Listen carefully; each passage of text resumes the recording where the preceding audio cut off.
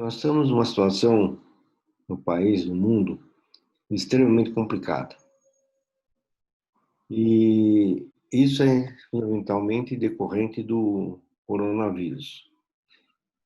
Tem se discutido muito o coronavírus em todos os locais, tratamento, mas nós optamos por focalizar um aspecto muito importante e que passa mais ou menos apercebido.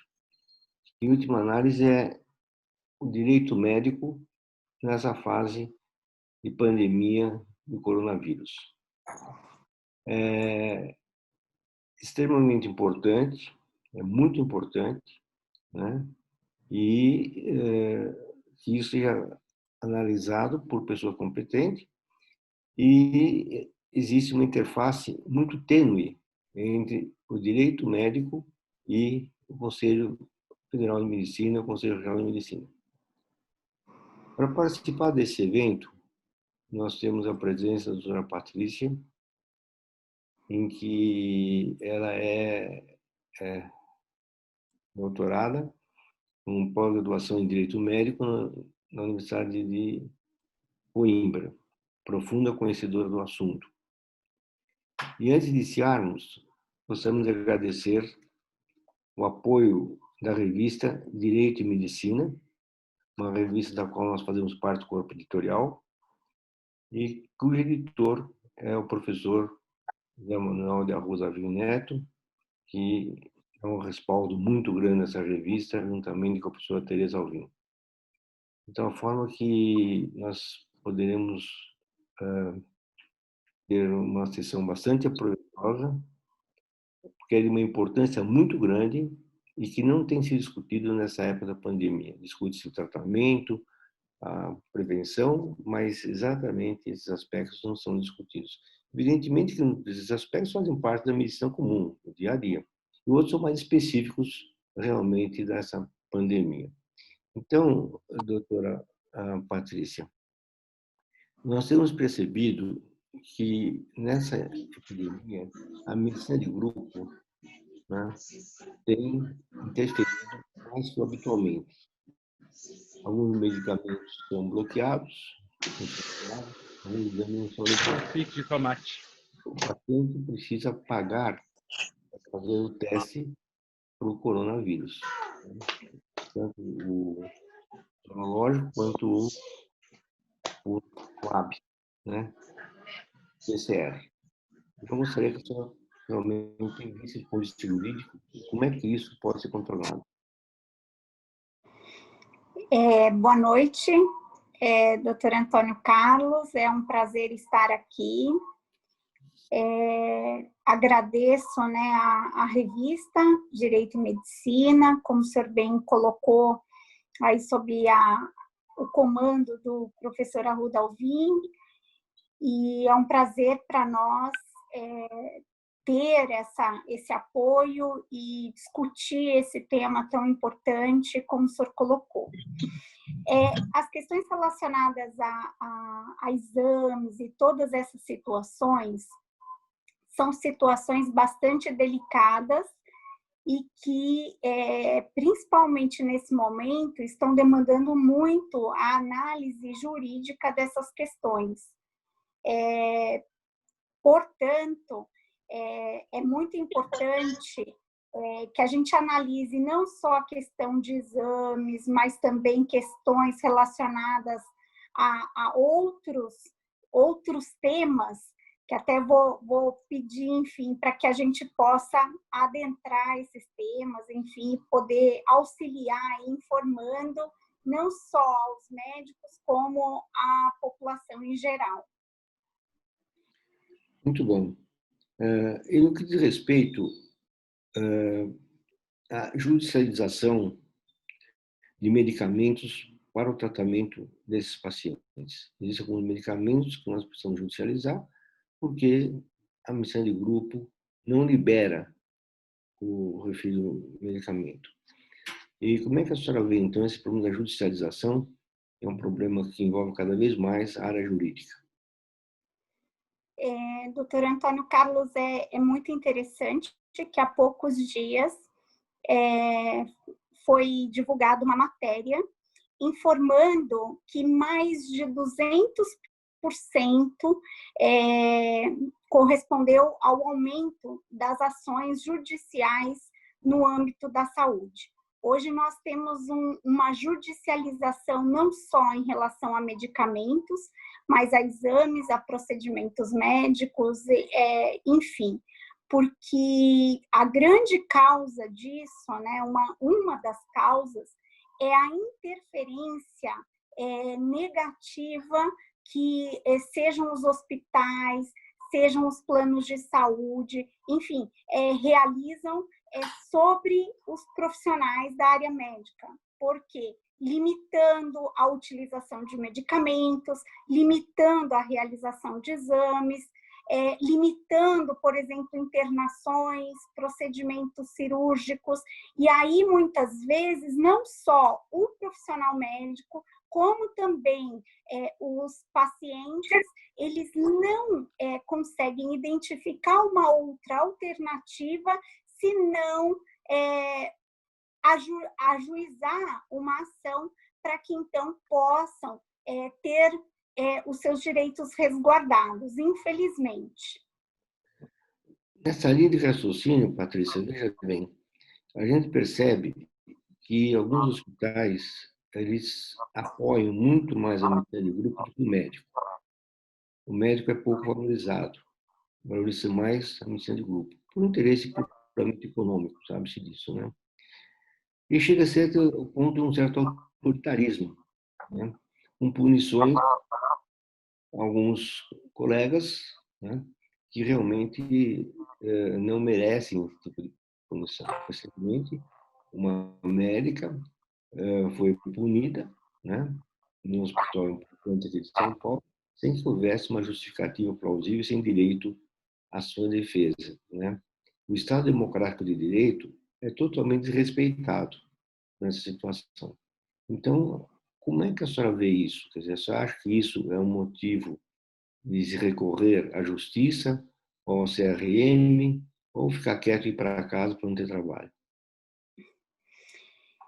Essa é uma questão corriqueira que os médicos, infelizmente, estão sendo submetidos, seja por conta, como eu falei, dos comportamentos dos hospitais, dos planos de saúde, enfim, essa pressão, considerando o poder econômico sobre esses profissionais que muitas vezes se vêem em situações delicadas. Esse médico, ele pode ou se recorrer ao âmbito administrativo, que é através da entidade de classe, pedindo esse suporte para que, então, sejam coibidas essas condutas, ou através da propositura de uma ação judicial, que a gente diz que são tutelas inibitórias, que seria, num primeiro momento, né, estou colocando de maneira hipotética, então seria uma tutela inibitória, exatamente para coibir esse tipo de comportamento que venha violar direitos desses profissionais que têm a sua autonomia violados, né? Se infringe, inclusive, o problema profissional, né? Porque o indivíduo é bloqueado de exercer a sua profissão, o que realmente não está de acordo. Gostaria que houvesse uma possibilidade de uma defesa do indivíduo e, depois de se atingir todas as instâncias, realmente receber a punição que fosse necessária, né? Mas eu acho que o desrespeito ao fato do indivíduo ganhar seu dinheiro para poder ter sua subsistência não está de acordo com os princípios democráticos de direito, né? Isso é uma coisa muito importante e que tem aparecido com muita frequência, né? Ainda dentro dessa linha de raciocínio, nós esbarramos nos medicamentos, né? Em que a propaganda de alguns medicamentos é muito forte, né?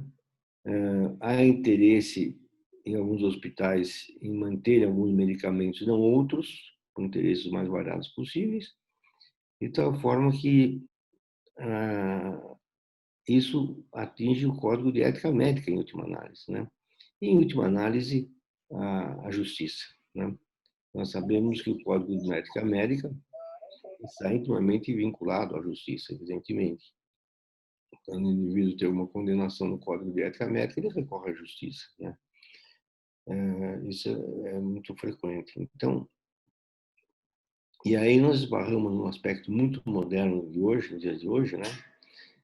Por conta, inclusive, da quarentena. Não é quarentena porque não são 40 dias, mas, enfim, fica como um sinônimo, que é exatamente a telemedicina, né? E a telemedicina esbarra na responsabilidade médica, né? Na responsabilidade do médico. Então, qual é a situação atual do ponto de jurídico da telemedicina? O Conselho Federal de Medicina já estipulou suas normas, né? Com muito cuidado, um conselho que atua de maneira bastante atenta, mas como é que fica do ponto de vista jurídico a telemedicina? Quer dizer, a gente sabe que a medicina é essencialmente presencial, né? O médico tem que ter uma relação médico-paciente muito forte, e não seja através de um vídeo, através de uma imagem, mas através do relacionamento pessoal, né? Onde ele examina o paciente, ele ausculta o paciente e assim por diante, além de colher as informações que são muito importantes, ele vem do paciente, porque o paciente, ao informar, demonstra uma série de problemas que a gente só capta observando o paciente, né? Então, isso é importante que se diga. E de tal forma, como é que fica a responsabilidade do médico diante da telemedicina? Doutor Antônio Carlos, a telemedicina, ela é algo extremamente novo no Brasil, embora seja um instituto já aplicado há muitos anos, principalmente na Europa. No Brasil é extremamente novo, embora já tenha se tentado algumas regulamentações. A portaria 467 de 2020 foi a que autorizou aos médicos, diante da situação atual, a utilização da telemedicina.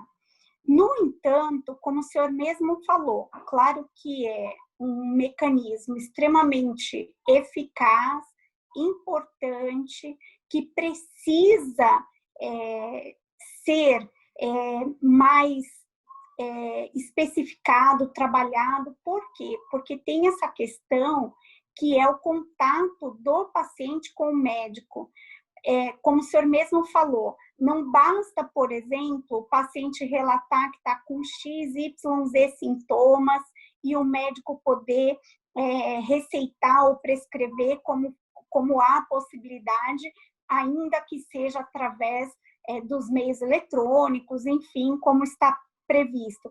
Mas a gente tem uma situação que é um risco muito grande para esse profissional. Aí, olhando pelo lado do médico, olhando pelo lado do profissional, é um risco muito grande ele prescrever determinados medicamentos ou um tratamento, enfim, através desse mecanismo novo que é a telemedicina. Ele tem que conhecer muito bem o paciente, ele tem que já ser um paciente dele, onde ele conheça, inclusive, o histórico desse paciente, para ter um pouquinho mais de respaldo, né? Então, assim, para o paciente, isso é excelente. Por quê? Porque, principalmente nos dias de hoje, com tanto problema em relação à marcação de consultas, às vezes até problemas de locomoção, enfim, existem N transtornos, é extremamente eficaz. Mas tem que se ter uma cautela muito grande para que seja utilizado apenas em situações específicas e pontuais, onde o médico se sinta seguro e confortável, sob pena dele estar numa situação delicada, que pode sujeitá-lo a um processo dependendo de uma prescrição equivocada, porque, como o senhor falou, a maior parte das situações demanda esse contato pessoal entre o médico e o paciente, que aí a gente tem essa quebra diante da telemedicina. Até fazendo um complemento, né? o senhor falou um pouquinho antes, né, a respeito da questão dos medicamentos, que são, inclusive, questões assim extremamente importantes. E eu queria só complementar que eu não fiz essa observação. A questão relacionada com as questões que a gente está tendo, não só a questão de prescrição de medicamentos e foi autorizado por meio eletrônico, mas a interferência que está tendo em relação a esses medicamentos, causando vários transtornos também. Então, aí eu estou fazendo um gancho para complementar aquela outra questão, né? Considerando aí uma pressão muito grande também pelos governantes políticos, enfim, nessas questões que também precisa ser ponderado. Que só complementar isso, viu, doutor Antônio Carlos? Não. Muito bom.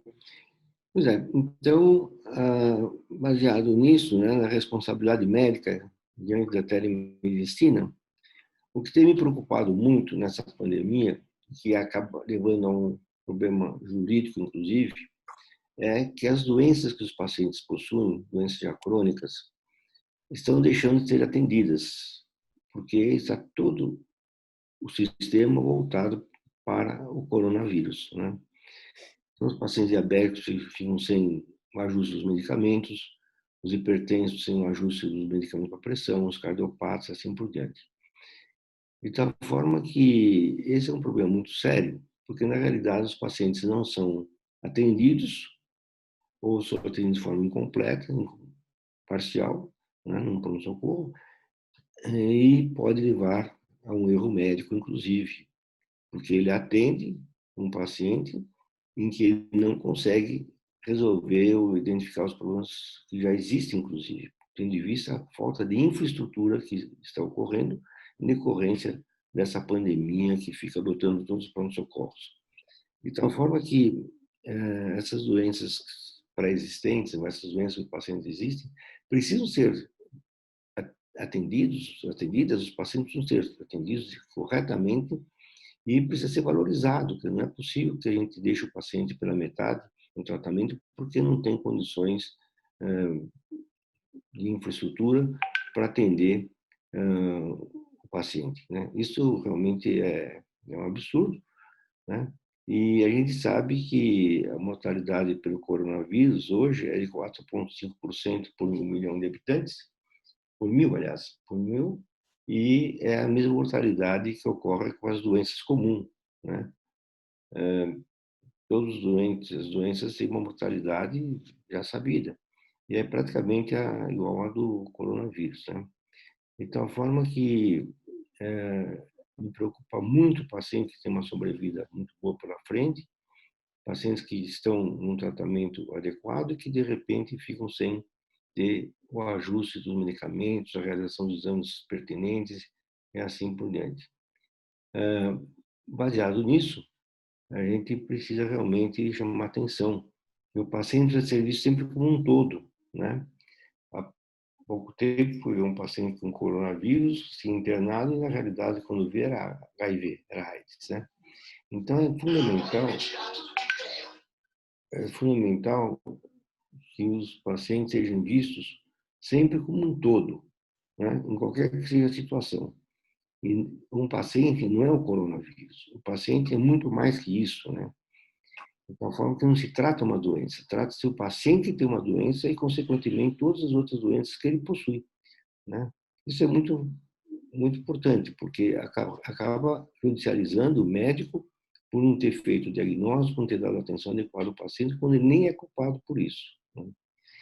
De tal forma que, como é que a senhora vê a importância que tem que ser dada, tem que ser valorizada e que está sendo relegada no segundo plano ao paciente que tem doença já pré-existente, que já está em tratamento adequado? Sim, doutor Antônio Carlos, é muito importante isso que o senhor colocou, porque não só essas pessoas não estão recebendo o devido acompanhamento, né, por conta da preocupação exclusiva com o coronavírus, mas também a relação disso com os óbitos, que acaba permitindo não só, além de não ser dado o devido tratamento a esses pacientes que precisam, ainda a gente tem um excesso de óbitos, né, em relação à Covid, que muitas vezes não decorrem de Covid, né? Então, assim, a gente tem duas coisas que estão interligadas. E o que acontece? A gente tem uma situação que, como compete ao profissional médico não só o diagnóstico, mas ao tratamento e acompanhamento daquele seu paciente, ele tem que ter um cuidado e uma atenção em relação a isso, e não tratar como se tudo fosse coronavírus, como o senhor mesmo colocou, um caso que o senhor teve que adentrou, foi internado com coronavírus e, na verdade, ele tinha HIV. Então, assim, isso demanda um cuidado e uma atenção do médico de se atentar, como o senhor mesmo falou, do paciente como um todo, que necessita do cuidado e da atenção, e quem tem que ter essa sensibilidade e essa percepção com relação, espera um pouquinho, deixa eu prestar atenção e não partir do princípio de que está tendo determinado sintoma, então coronavírus e ponto final, né? Então, assim, há uma necessidade. Por quê? Porque toda e qualquer conduta do profissional médico que possa desencadear um tipo de dano ao paciente por conta de um equívoco que foi cometido, salvo um erro que possa ser excusável, como regra, ele vai ser responsabilizado. Então, há uma necessidade de cautela e, principalmente, como a gente falou até no início a respeito da judicialização, como tudo acaba sendo encaminhado para o Poder Judiciário, isso acaba gerando um número elevado de ações e isso acaba sendo ruim, tanto para o Poder Judiciário, como para o médico, como para o paciente. Então, as condutas, elas têm que ser sempre preventivas para evitar esses comportamentos e evitar, inclusive, a necessidade de propositura de ações como essa. Espero ter esclarecido aí o que o senhor questionou. Isso realmente é muito importante, e eu chamo atenção para isso, né? Porque nessa época em que os pronto-socorros estão lotados, muitos pacientes chegando para pronto-socorros com suspeita de coronavírus, e o médico não tem condições de dar um atendimento adequado a todos, né? Então, ele passa a atender praticamente a doença chamada coronavírus, né? Ele passa a atender dessa forma. E o número de pacientes que eu tenho visto estão comprometidos na sua saúde por conta da falta de acompanhamento, né? Então, está se tratando uma doença e deixando várias outras sem acompanhamento, sem prescrição adequada, sem exames adequados que são feitos periodicamente, né? Isso realmente me preocupa muito, porque são pessoas ainda jovens, pessoas que têm uma vida longa pela frente, que são um braço de trabalho da própria família e que ficam limitados por terem esse acompanhamento, né? Então, a forma que é preciso realmente que se tenha a atenção voltada também para esses pacientes. Não porque aparece uma doença, as outras ficam excluídas. Pelo contrário, quer dizer, as outras têm que também ficar em pauta e observadas e acompanhadas corretamente, né? Bem, baseado nisso, a gente vê que a mortalidade pelo coronavírus é bastante grande, né? É uma mortalidade grande, né? Pelo que se apresenta. Evidentemente que não se pode acreditar adequadamente nessa estatística que é apresentada, até mesmo porque a gente sabe cada vez mais de pacientes que vêm a falecer de uma determinada doença e é testado coronavírus. O caso mais marcante que saiu publicado, está no jornal, está na mídia, enfim, é do ex-reitor da Universidade da Bahia, professor titular de lá, com 83 anos, 85 anos, teve um acidente vascular cerebral. Há 4 dias antes ele havia feito os testes para coronavírus e ele veio a falecer e foi enterrado com o diagnóstico de coronavírus, né? Ele tinha até exame normal. Isso acontece cada vez mais. Chegou-se ao cúmulo até do paciente, quando vai preencher a internação dele, ele assina lá que ele possui coronavírus, sendo que nem examinado não havia sido, né? Então, não se pode imaginar que vai se fazer um palanque com pilhas de cadáver. Isso é um problema muito sério, né? E o que existe realmente de diagnósticos que são feitos dessa forma é muito grande. Então, falando que a nossa estatística não é verdadeira, né? Certamente morrem muito menos pessoas do que é publicado, né? E é importante também que se diga que não se diz quantas pessoas são curadas, né? O índice de cura é de 93%, né? Desses pacientes. Não é estratificado, quer dizer, não é colocado, não se avalia, por exemplo, a mortalidade de uma certa faixa etária, uma determinada comorbidade, outra comorbidade, assim por diante. Põe tudo numa panela só e daí sai a mortalidade. Não é regionalizada. Evidentemente que a mortalidade em São Paulo é uma, em outro local do Brasil é outra, né?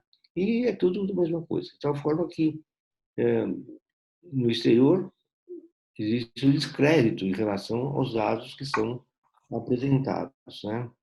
Eu recebi hoje um artigo do Cimesp em que ele analisa exatamente isso, quer dizer, as pessoas que realmente são levadas a entender dessa forma, são muitos, infelizmente, são analfabetos funcionais, que não têm como entender aquilo que lê, né? E temos, inclusive, canais de televisão que realmente são verdadeiros centros de informação de necrópsia, de mortes, né? É um verdadeiro centro de informação deletéria para a comunidade, apavorando todos, né? Então, o pronto-socorro dá um espirro, corre no pronto-socorro. O outro indivíduo dá uma tossidinha, corre no pronto-socorro. Por quê? Está todo mundo contaminado pelo medo da doença. A doença é grave? É grave, lógico. Tem que fazer a prevenção? Sim. Usar todos os meios para a prevenção. Mas era preciso que alguns canais de televisão fossem um pouco mais ponderados, um pouco mais, até éticos mesmo, né? Para que pudessem realmente apresentar aquilo que é a verdade, né?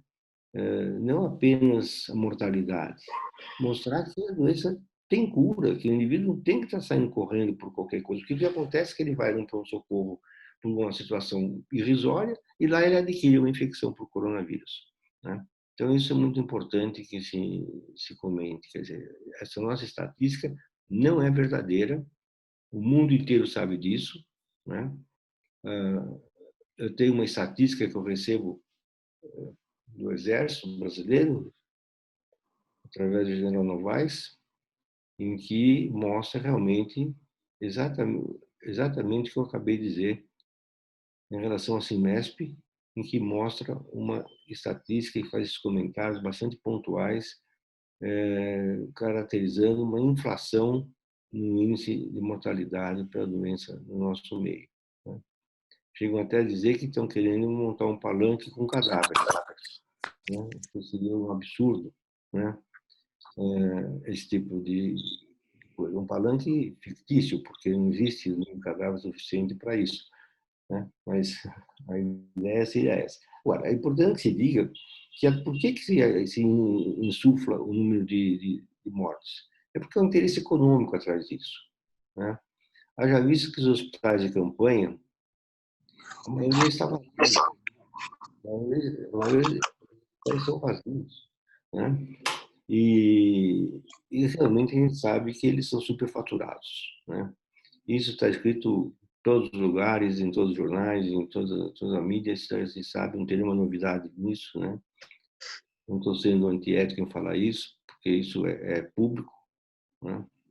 Morre muito menos gente do que a Globo divulga, né? Preciso que fique claro isso. Eu, por exemplo, não assisto a Globo há muito tempo, né? Se pudesse dar um conselho, eu faria isso. A Globo, porque ela está prejudicando essa pandemia no estado de São Paulo e no Brasil. Então, eu gostaria que a senhora comentasse realmente algo sobre isso, sobre realmente haver essa insuflação no índice de mortalidade. Foi muito, muito oportuno e muito importante tudo que o senhor colocou, principalmente porque, assim, eu olhando com o olhar jurídico, eu vejo duas questões importantes, né? Uma é que esses comportamentos, essa supervalorização dos óbitos por conta de coronavírus, né? Se assim a gente pode dizer que a maior parte dos óbitos são qualificados como, são indicados como sendo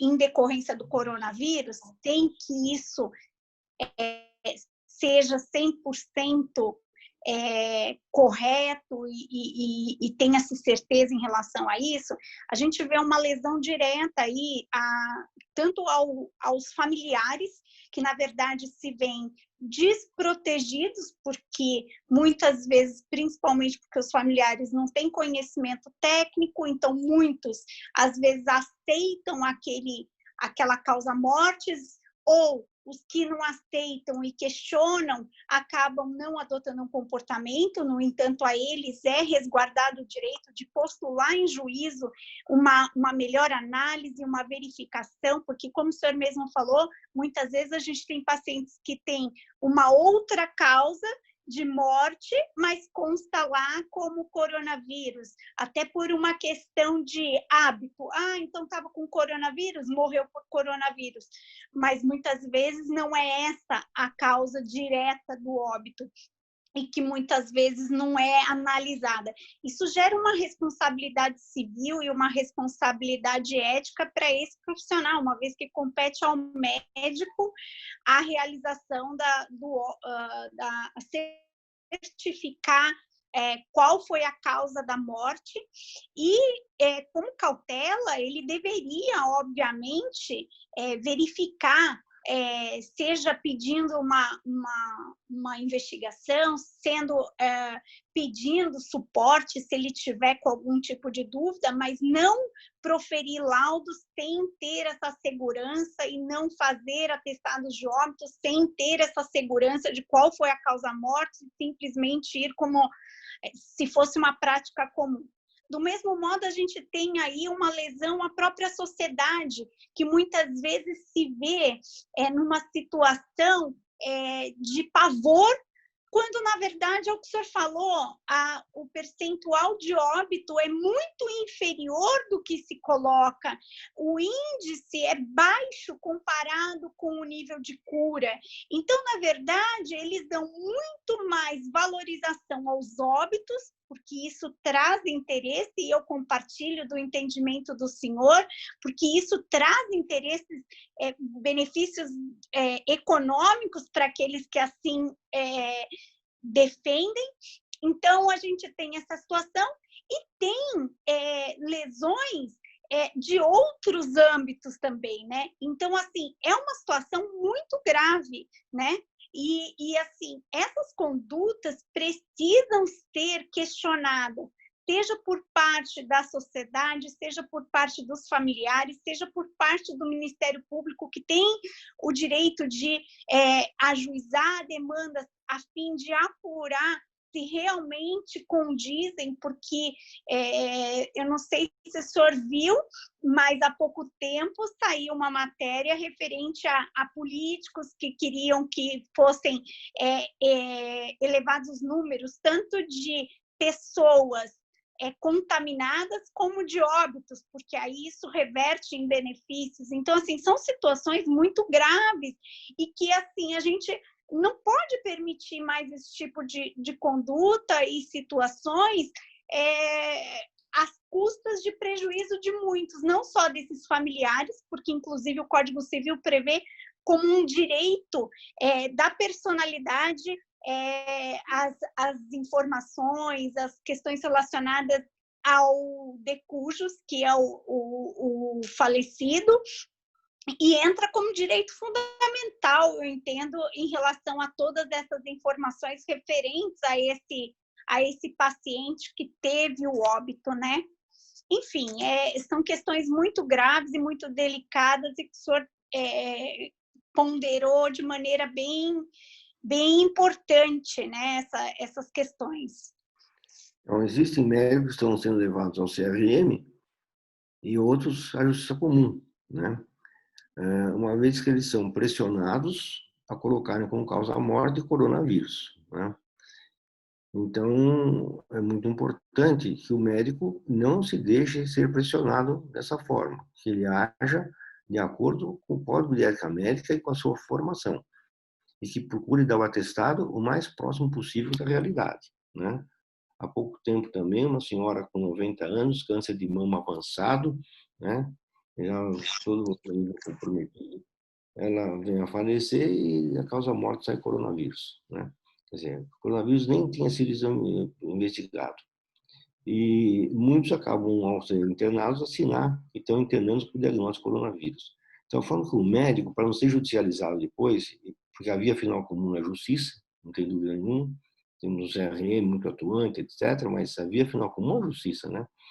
E para que ele não acabe sendo judicializado, ele precisa tomar cuidado e realmente ser preciso, e não sofrer influência de direção de hospital e nem governamental. Quer dizer, tem que ser autêntico na sua conclusão em relação ao óbito. Isso é fundamental, né? Outro aspecto relacionado ao óbito, né, em que os pacientes acabam falecendo, muitas vezes por um tratamento não adequado, o que nós temos visto também que indivíduos, órgãos governamentais estão proibindo o médico de prescrever hidrocloroquina e cloroquina. Quer dizer, se não quer que prescreve, tira do mercado, né? Não deixa vender, exige uma receita especial, mas não pode impedir o médico de fazer a sua prescrição. Isso é absurdo, sabe? Isso é um atentado à profissão médica, porque a prescrição médica é de responsabilidade do médico. Agora, se a doença tem problemas, tem efeitos colaterais, é um problema do médico saber prescrever, saber tratar o efeito colateral, inclusive identificá-lo, né? Lógico. De tal forma que não se pode admitir, por exemplo, que a norma governamental proíbe o médico de prescrever hidrocloroquina, quer dizer, algo desse tipo. A prescrição é médica, a responsabilidade é totalmente do médico que a faz. Sempre foi assim. Volto a dizer, não quer que o médico prescreva, tira do mercado. Ou exija um registro na Secretaria de Saúde, etc., como se faz com a morfina, por exemplo, né? Mas não impedir que se tire. Inclusive uma droga que cada vez mais está confirmada, que é altamente eficiente no tratamento da coronavírus, que é a cloroquina e a hidroxicloroquina. Estamos cansados de saber, vários artigos saem, de que realmente ela é eficiente no tratamento da, da, do coronavírus, né? Por influências nevastas da indústria farmacêutica, né? Alguns hospitais têm seus protocolos que não envolvem a cloroquina. Bem, é preciso que diga que o médico não está vinculado a nenhum protocolo. O próprio Tribunal de São Paulo, portanto, emitiu um parecer em que a prescrição médica é inviolável. Ele não tem que se submeter a protocolo nenhum de hospital, de ninguém. O protocolo é uma diretriz que ele segue na medida que ele precisa. Ele é autônomo na sua prescrição. Então, isso fica muito claro que o médico tem que ter essa independência e o seu discernimento no que é o melhor para o seu paciente, de acordo com o diagnóstico bem feito. Então, é o que eu digo sempre, que o médico se diferencia no diagnóstico e se iguala no tratamento. Faz o diagnóstico, vai no Google e vê qual é o tratamento. Isso basta um pouquinho de experiência, sensibilidade e o tratamento é resolvido. Mas é preciso que haja respeito em cima disso tudo. O médico cada vez é mais desrespeitado, é menos valorizado. E eu sou um defensor do médico em todos os níveis. Dos médicos, dos fisioterapeutas, dos nutricionistas, de toda a equipe médica, a equipe de saúde, tem sempre meu apoio da Sociedade da Clínica Médica em todos os níveis, né? E fazemos o que ninguém quase faz, que é esse apoio em todas as situações, né? Então, a Sociedade da Clínica Médica tem essa característica de valorizar o médico, apoiar o médico, né? E também toda a equipe médica, porque o médico sozinho não faz nada, é preciso que esteja enfermeira, fisioterapeuta, nutricionista e assim por diante. Então, nós apoiamos toda a equipe multiprofissional, de tal forma que essa é uma característica que nós temos na clínica médica, né? Nós não vemos o paciente apenas do ponto de vista médico estrito, ele é muito mais complexo do que isso e precisa da integração multiprofissional para que se leve a um resultado adequado. Mas a equipe multiprofissional tem que ser uma equipe competente, uma equipe séria, uma equipe que não tem interesse econômico, tudo isso, o que é muito difícil de encontrar em todos os níveis. Muito profissional, é médico, defende o médico, e nós realmente vamos sempre defender o médico porque ele é o líder de qualquer tipo de atendimento. Todos são importantes, mas tem que ter um líder. Esse líder, na nossa opinião, tem que ser o médico, porque se o paciente falecer, quem dá o atestado de óbito é o médico. Enquanto ele dá o atestado de óbito, ele é o líder. De tal forma que, e sem nenhum desmérito a ninguém, mas é preciso que alguém tenha que coordenar tudo isso, né? E o médico, então, é realmente o líder disso tudo, sem nenhum desmérito aos outros, às outras áreas, que são nossas parceiras, são os nossos congressos têm a participação de todos, e nós lutamos por todos, não apenas pelo médico, né? Bem, ao se falar nisso, nós esbarramos em outro aspecto, Patrícia, que é o fato de indivíduos leigos se proporem a querer fazer caridade, organizando grupo de médicos para discutir tratamento. Caridade se faz de outra forma, atendendo os que estão habitando, morando em rua, os moradores de rua, né? Os necessitados, assim por diante. De tal forma que, para falar em medicina, tem que ser da área da saúde. Então, médico, fisioterapeuta, nutricionista, assim por diante, né? Pessoas leigas não tem o que falar, nem coordenar coisa nenhuma na medicina. A medicina é do médico e do paciente. Médico, quando eu digo, é equipe de saúde, né? De tal forma que nós não podemos concordar que médicos, apadrinhando alguns elementos dentro de um grupo, né, queiram coordenar uma equipe de uma equipe de estudo, por exemplo, de realização de um protocolo, né? Isso não cabe, quer dizer, isso não tem o menor sentido uma coisa dessa. Nós temos muito médico bom, muito médico competente para fazer tudo isso ao lado. E pior ainda, quando um grupo desse existe os interesses pessoais, né, que acabam prejudicando, inclusive, as discussões do grupo que realmente precisariam ser sérias e ser levadas a cabo, né? Acabam realmente incomodando indivíduos que não têm competência nenhuma, não têm qualificação nenhuma, dando palpite, né? Porque vira palpite, não tem qualificação, né? De tal forma que isso é uma coisa que realmente a gente se debate contra e os leigos podem ajudar? Pode, economicamente. Faz doações, creches de dinheiro, estão todas sem recursos. Pode ajudar por aí. Não é no meio procurando aparecer à custa do médico. Quer dizer, o médico não é trampolim para ninguém. Você já passou essa fase, né? Bem, e intimamente ligado a isso, Patrícia, eu queria que você falasse um pouquinho sobre o ponto jurídico, que é o que nos interessa, porque do ponto de vista ético a gente conhece bem, especialista, né?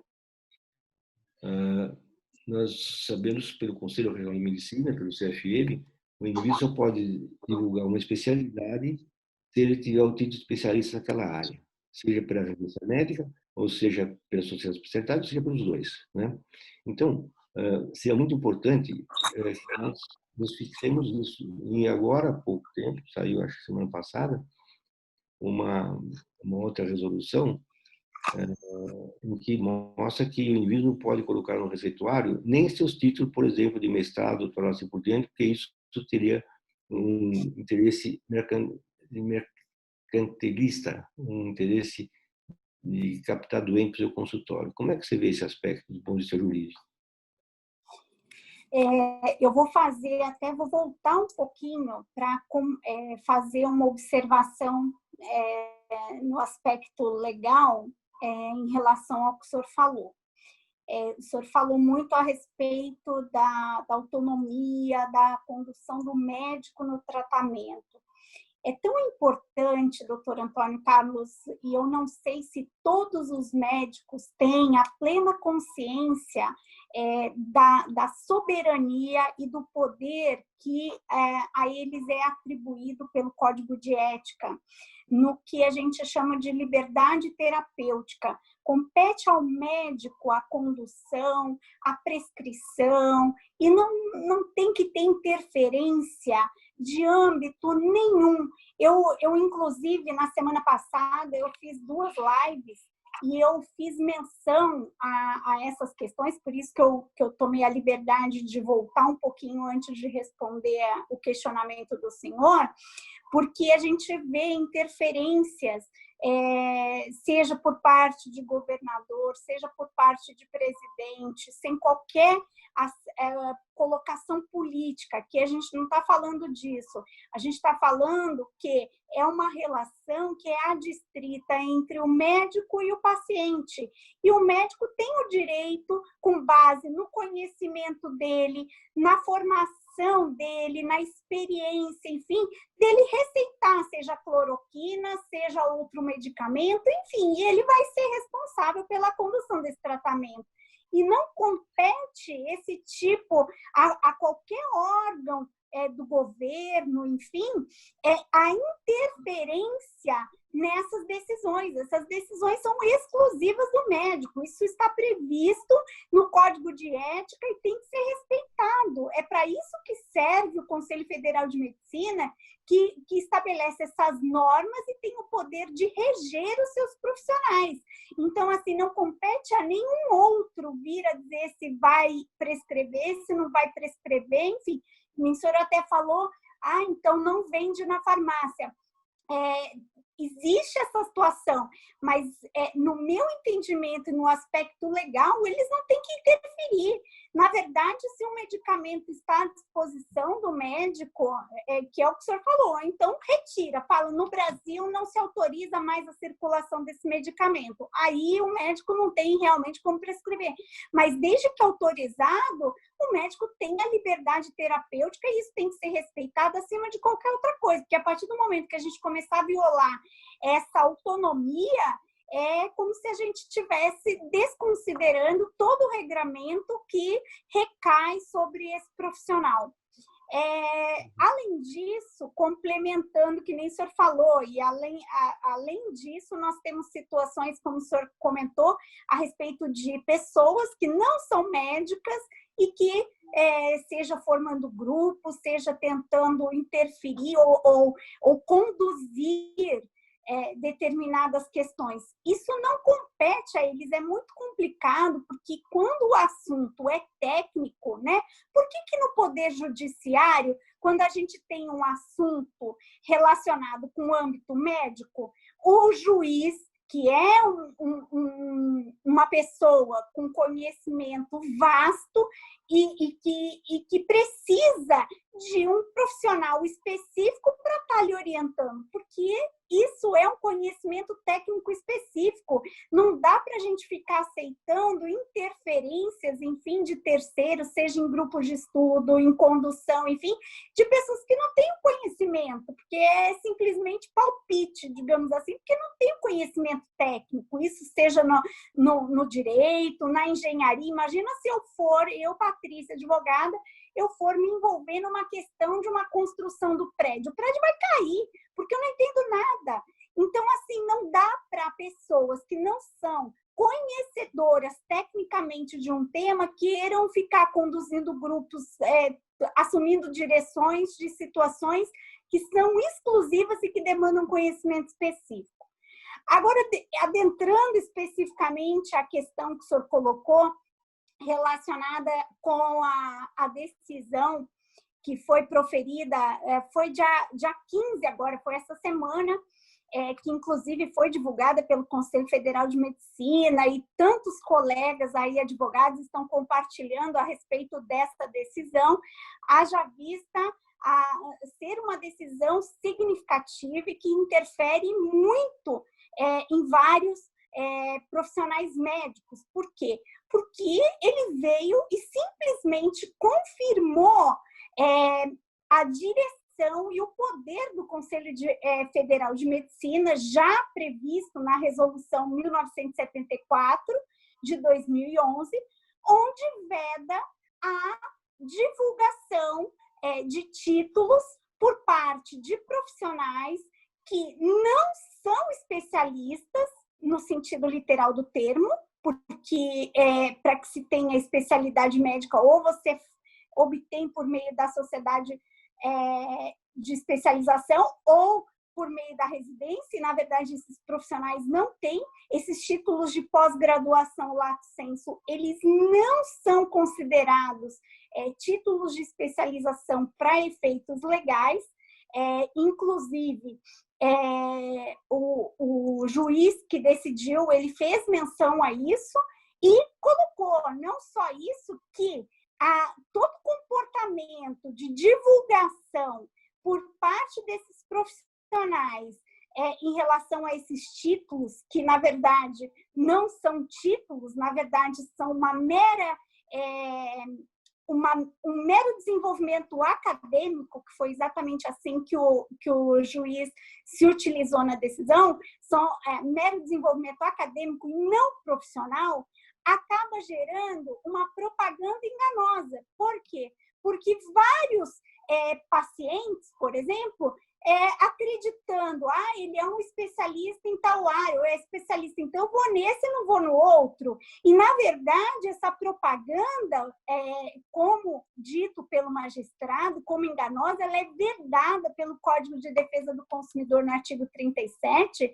e isso não só pode configurar um crime contra os consumidores, mas também gerar uma ação de responsabilidade civil, porque é muito grave. Muitas vezes o paciente pode, como eu acabei de falar, se dirigir a esse profissional pensando que ele é especialista e, na verdade, ele tem um título de pós-graduação que não o configura como especialista nos termos da lei, né? Muito bem, doutora Patrícia. É exatamente isso que a gente acha, né? E é exatamente o pensamento que nós temos. Eu acho que o título de especialista é fundamental.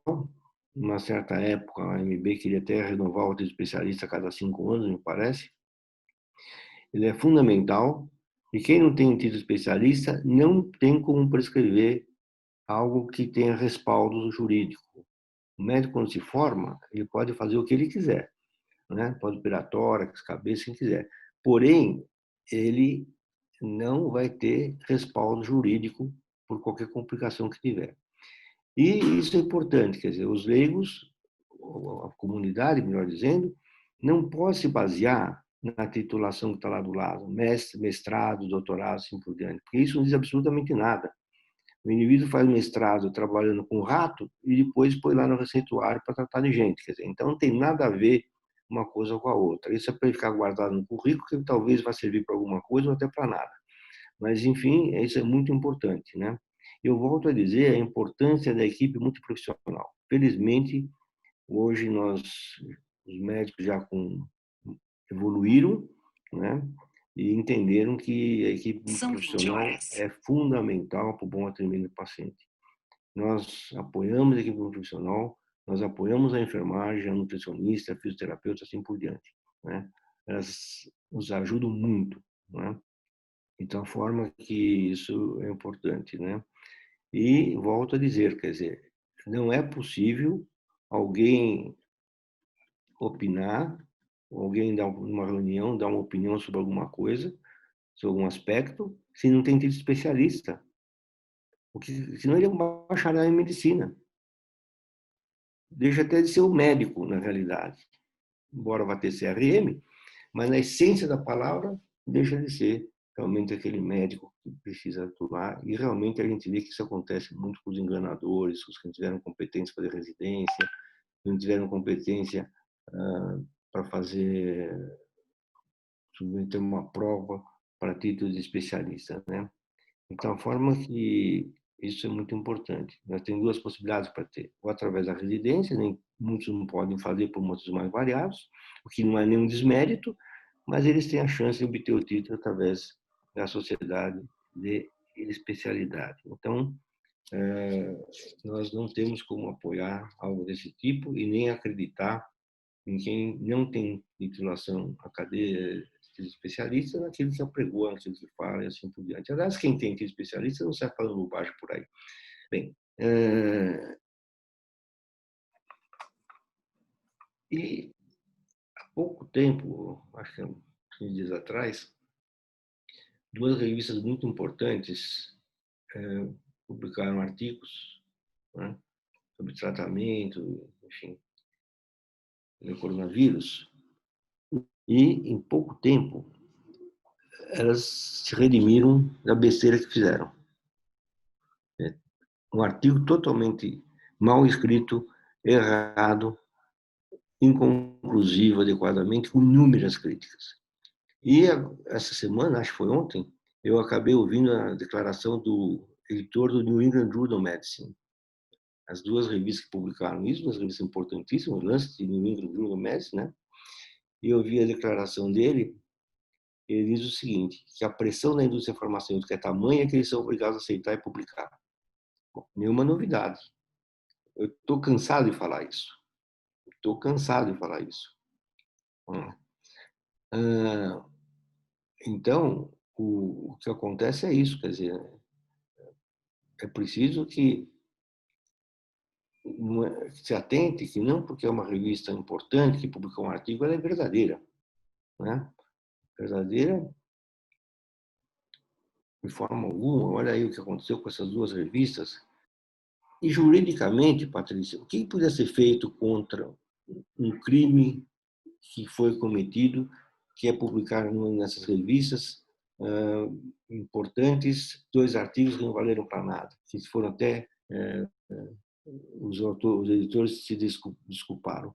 O que fazer com elas? Não haveria um processo judicial contra um patrimônio científico que as duas revistas representam?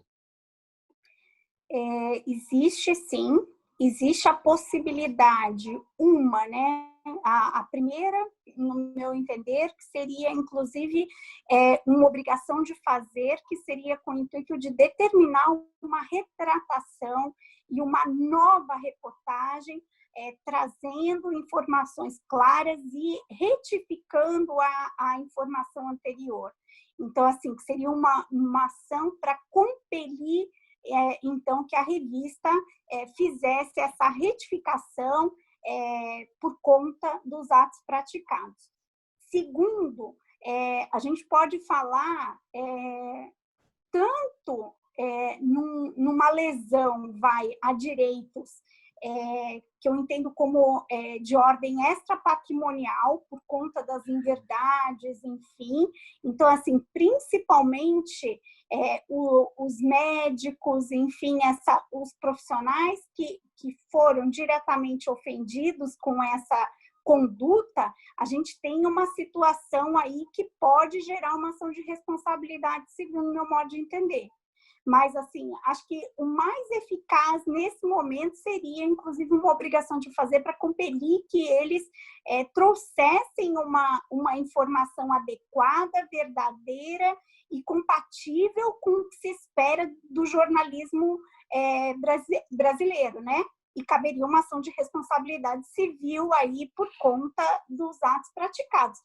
Claro que também tem um detalhe, a gente também tem, por conta da relação de consumo, a aplicação do Código de Defesa do Consumidor e violação de vários direitos que poderia configurar, inclusive, crimes do consumidor, enfim, que poderiam ser apurados e aí poderia haver, inclusive, uma ação por parte do Ministério Público para apuração disso. Pois é, realmente é uma pena, né?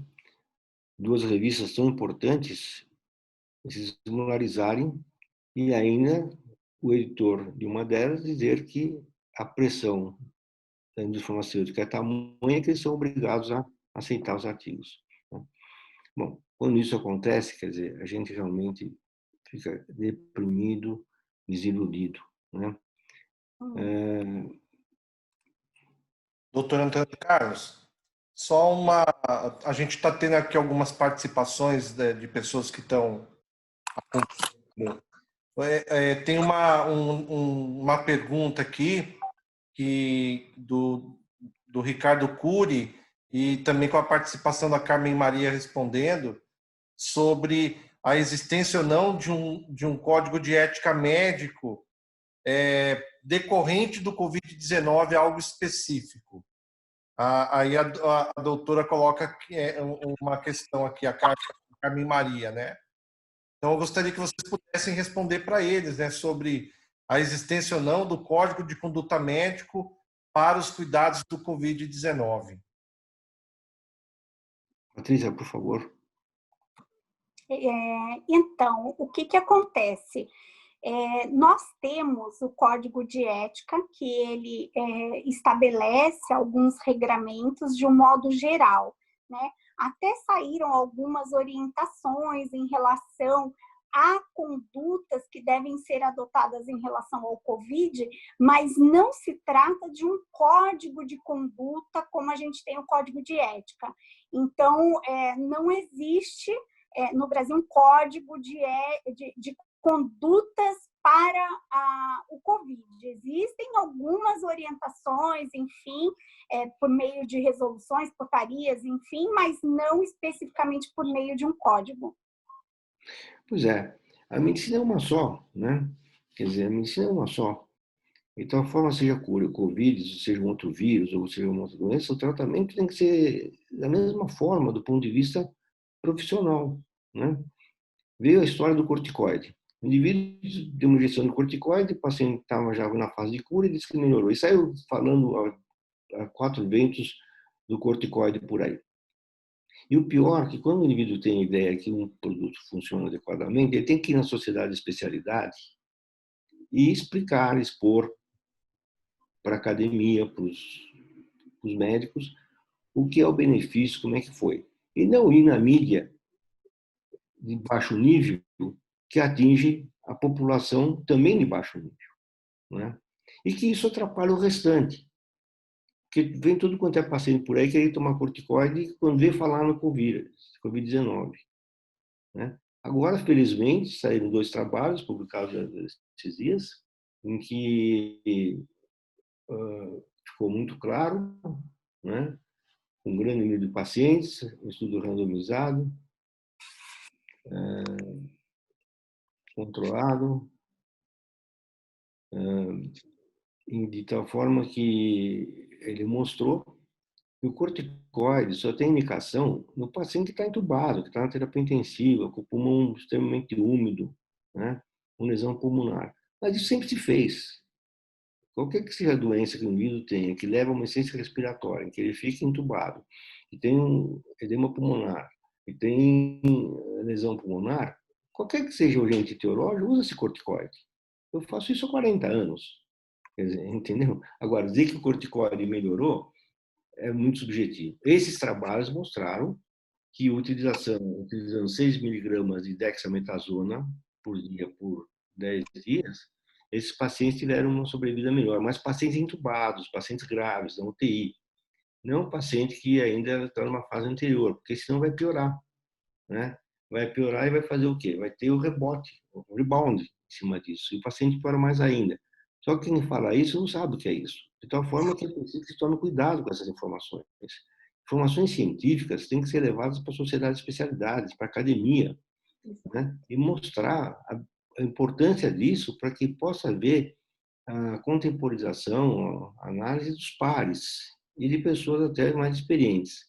Não é ir no Faustão, então ir no Atena, ou um desses aí, às 4 horas da tarde, onde a plateia, a mídia é puramente de leigos, né? E dizer que o corticoide foi uma grande inovação, curou, não sei o que lá. Isso está prejudicando a medicina, pô. Está prejudicando. Felizmente, agora saem esses 2 artigos A Sociedade Brasileira de Infectologia, de uma maneira muito precisa, já publicou isso, já replicou isso daí, está sendo replicado, e realmente mostrando o que é a verdade. Agora, volto a dizer, corticoide respiratória usou muitos anos. Eu trabalhei 9 anos numa terapia intensiva em que a gente usava isso quando o paciente estava grave, estava com um respirador. Alguns melhoravam, outros pioravam, outros adquiriam fungo, outros acabavam tendo hemorragia digestiva. Então, as coisas não são assim. Quer divulgar alguma coisa importante, um ponto de vista importante, alguma coisa que o indivíduo idealizou como sendo útil? Ótimo, excelente. Mas qual é o lugar de falar isso? Na academia, na sociedade de especialidade correspondente, para que lá possa ser avaliado e realmente valorizado, ou não. Não é assim que se faz as coisas. Dá um tiro no escuro e sai contando para todo mundo que no escuro você toma bolinha no céu. Não é bem assim. O país tem que ser um país sério. O Brasil tem que ser um país sério, sabe? E a medicina sempre foi séria. O que aconteceu é que com a abertura de um monte de escolas médicas, quem está ensinando devia estar aprendendo. De tal forma que a gente luta contra isso. Quando estava em Brasília por 4 anos, coordenando a residência médica, no Ministério da Educação, nesse período não abriu nenhuma faculdade de medicina e nós normatizamos toda a residência médica, né? De tal forma, por quê? Para valorizar o médico novamente. E trouxemos para dentro da residência médica as outras áreas da saúde, né? Para que se possa dar um bom atendimento conjunto. O médico sozinho não consegue resolver tudo, ele não cobra por tudo. Eu não quero um médico para trabalhar comigo, eu quero uma enfermeira para trabalhar comigo, porque ela sabe que eu não sei, né? Uma fisioterapeuta, que hoje conhece bem função pulmonar, ventilação mecânica, né? E que ele realmente vai nos ajudar nessa parte toda, né? Não é mais aquele interesse do médico querer saber tudo, resolver tudo sozinho. Não passou essa época, né? De tal forma que nós podemos ter, então, algumas perguntas, né, que querem fazer. Apareceu aqui algumas perguntas. Podem passar, por favor. Nós tivemos aqui mais uma participação do Ricardo Cury. Ele pergunta sobre o código de ética e fala sobre havendo duas pessoas necessitadas do respirador, mas só tem um respirador para 2 pacientes em estado grave. Como proceder, né? O que fazer? Bom, em primeiro lugar é rezar, né? É uma boa coisa.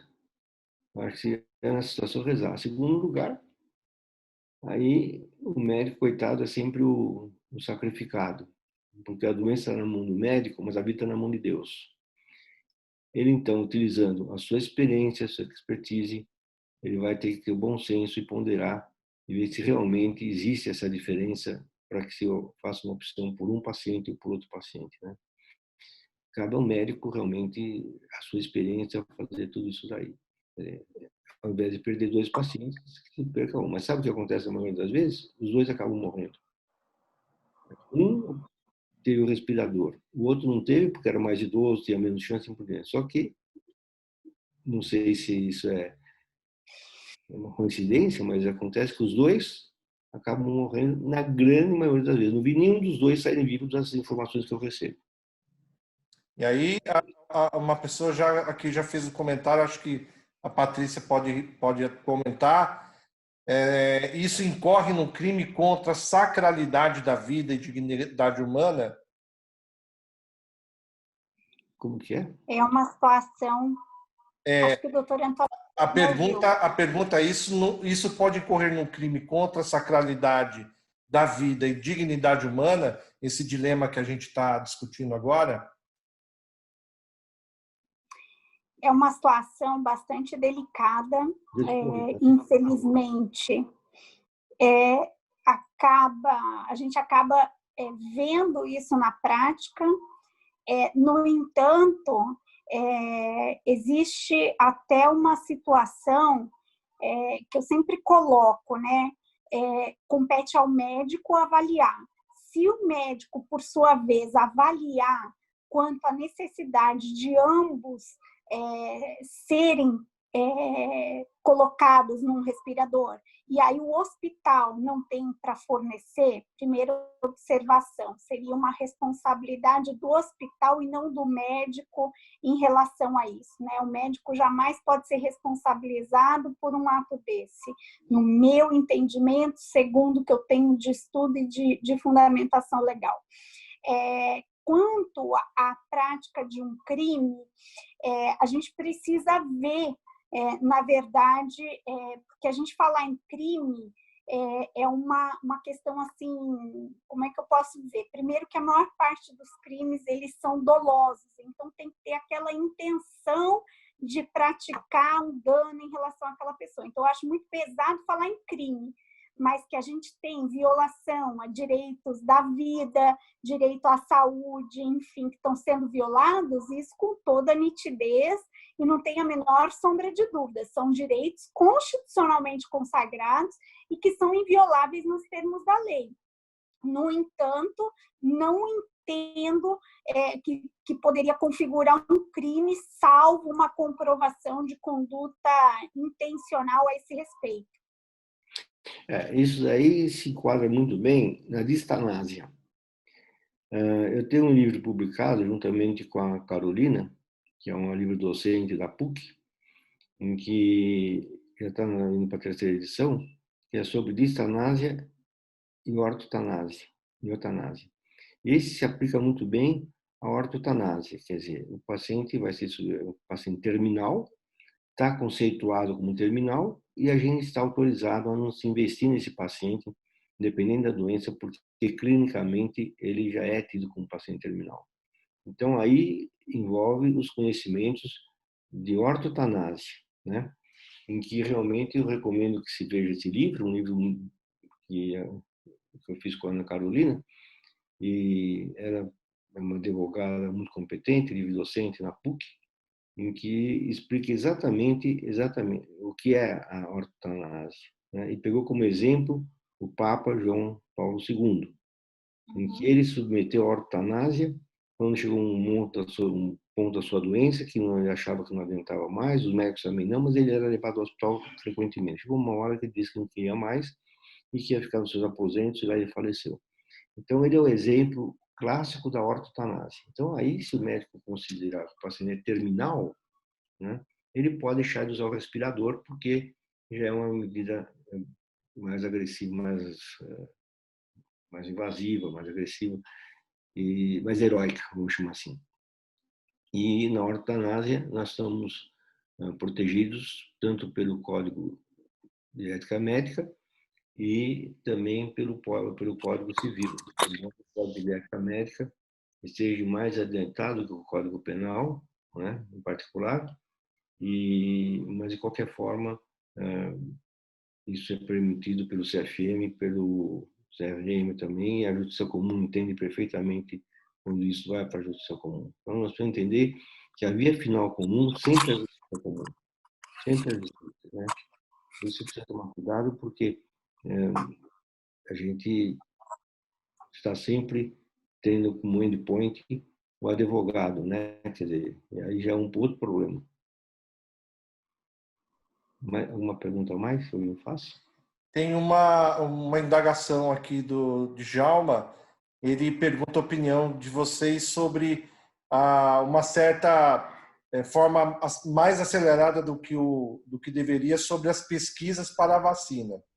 O que vocês pensam a respeito das pesquisas muito aceleradas sobre uma vacina para o Covid-19? Eu acho que a vacina realmente vai ser a grande salvação, né? Quer dizer, como aconteceu com a poliomielite e outras doenças. A vacina realmente é fundamental. E ela tem que ser rápida mesmo, porque quando começa a fazer uma vacina, para começar a entrar na comunidade, leva no mínimo um ano. E como a doença está progredindo rapidamente, ela tem que ser rápida, né? A evolução da vacina e a criação da vacina, porque vai ser o único tratamento que seguramente irá segurar a progressão da doença, né?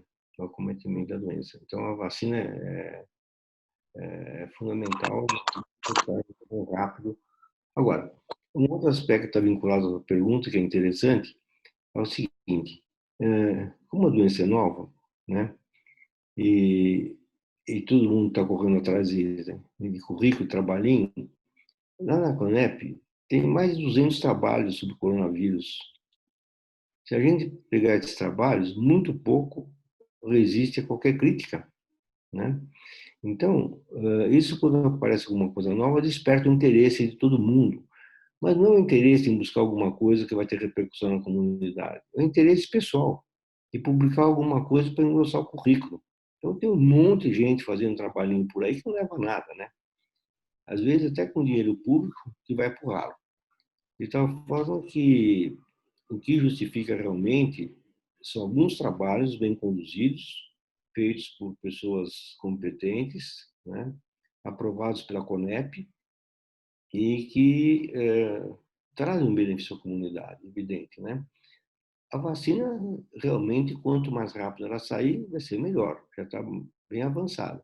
Só que está avançada, mas pelo que se sabe de vacina, desde o início do seu pensamento até ela entrar na comunidade, leva mais de ano. Tem que ser testado, etc., assim por diante, né? Tem essa vacina chinesa, que vai ser testada no Brasil, né? Infelizmente. Por que que não vai ser testado lá na China, né? Vai ser testado no Brasil, graças ao governador, né? Então, são não sei quantas pessoas, mais de 1.000 pessoas, vão servir para teste da vacina que vem da China. Quer dizer, eu não tomaria essa vacina nunca, né? Mas isso é um absurdo, porque se eles fizeram a vacina testa na sua população, na sua comunidade, não vem testar no Brasil. Sabe? Isso é um absurdo, um desrespeito ao país, né? A Carmen fez comentários só concordando com o posicionamento, né, sobre a interferência de pessoas que não conhecem medicina na relação médico-paciente, tanto da parte de hospitais, de gestores de hospitais, quanto dos leigos da mídia, concordando com todos os comentários de vocês. Perfeito. Eu acho que a sua ponderação é muito oportuna, né?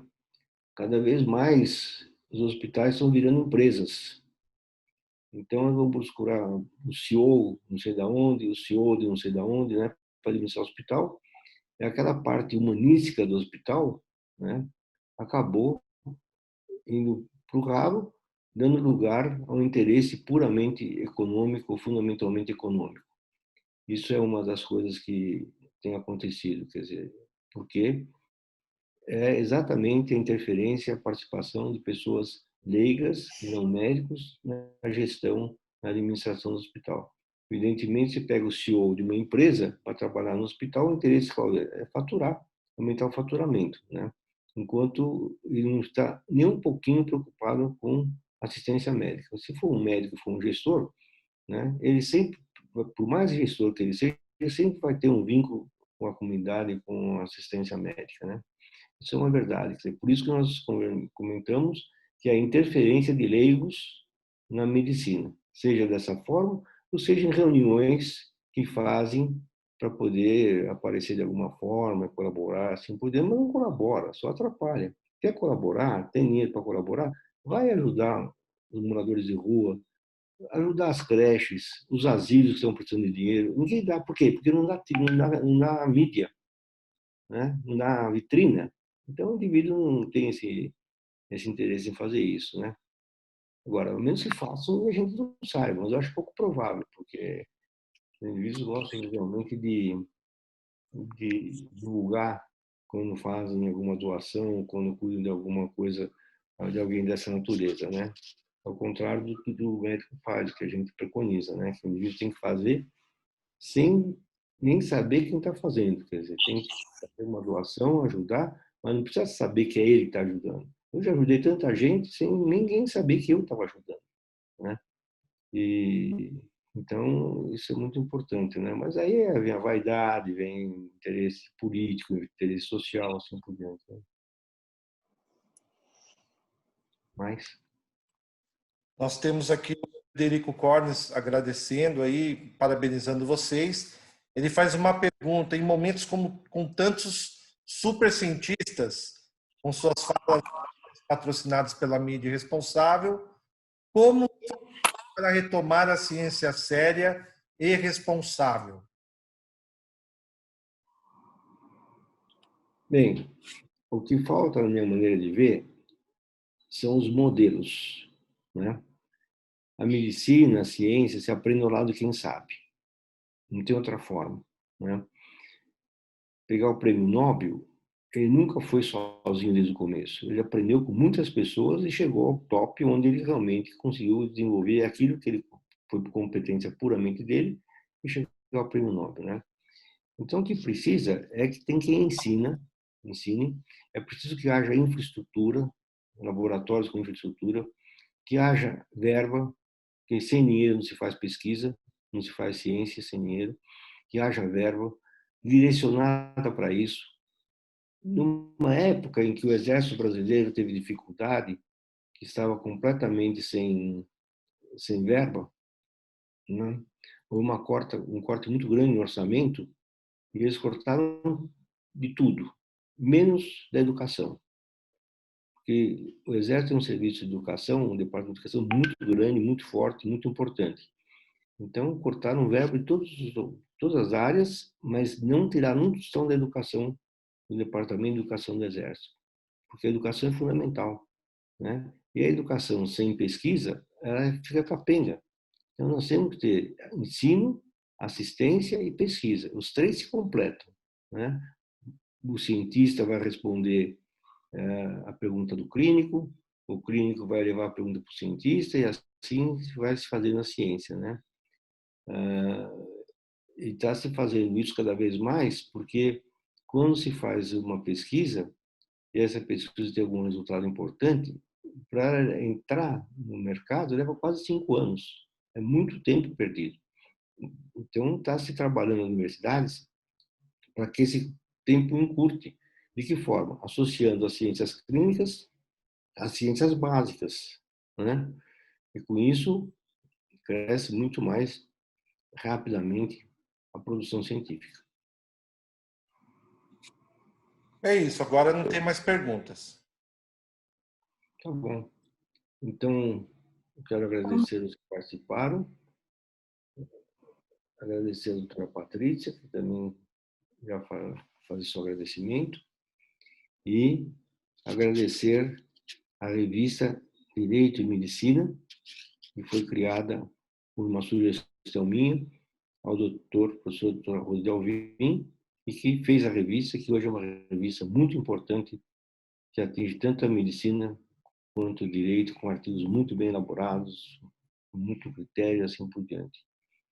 Então, boa noite a todos, vamos aguardar uma próxima oportunidade. Patrícia, por favor, se despeça.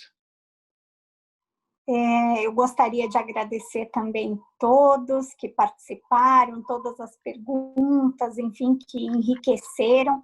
Agradecer ao doutor Antônio Carlos por essa conversa aqui, que sinto como muito produtiva e que tenho certeza que veio só a enriquecer aí tanto os profissionais da área médica como os demais profissionais.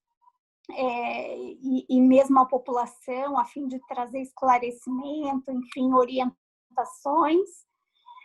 Agradeço também à revista, né, Direito e Medicina, que tanto nos apoiou aí, nos auxiliou, e até aproveitar para informar, né, que aqueles que porventura queiram encaminhar artigos, enfim, a revista está disponível para indicação, está com período aberto para envio dos artigos, que podem ser, inclusive, encaminhados para o meu e-mail, né?